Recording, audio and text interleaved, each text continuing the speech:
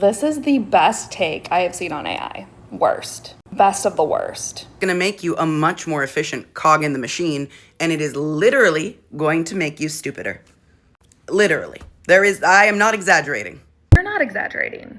You're lying. Or if I'm feeling generous, misspeaking. The only thing this video proves is that critical thinking is in danger, but not because of AI. And over-reliance is going to lead to cognitive decline. The article does say that. They just missed this really important thing about the article. Do you catch it up here? It's not a study. It's an opinion piece. For those of you who don't know, that means it's not fact, it's an opinion. Yay, critical thinking. Maybe you missed the tag at the top. That's okay, because I'm sure you actually read the article. The way you're talking sure makes it sound like you did. This opinion article investigates. Critical thinking just let that one slide right by. You know, that wasn't the only study cited. There was another one. This one right here, Impact of Generative AI on Critical Thinking. This is a self-report study of 319 people. I think that's kind of important context, 319 people. Let's not make any sweeping conclusions based on that, okay? More importantly, did these studies show that your ability to problem solve or think creatively or use critical thinking or use it or lose it? No. In fact, if we want to cherry pick things out of an article, I'm just going to call your attention to this fun little sentence.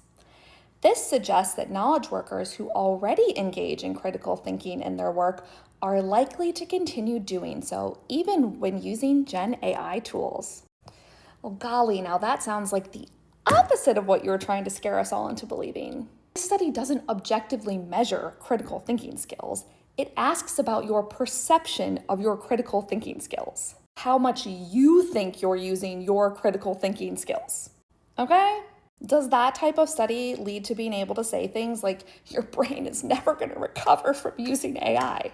No, because it's not even about what's really happening in your brain. It's about what you think is happening in your brain. Regularly use generative AI. I just want to talk to you for 1 minute because I think there's something you don't know. I think there's something you don't know.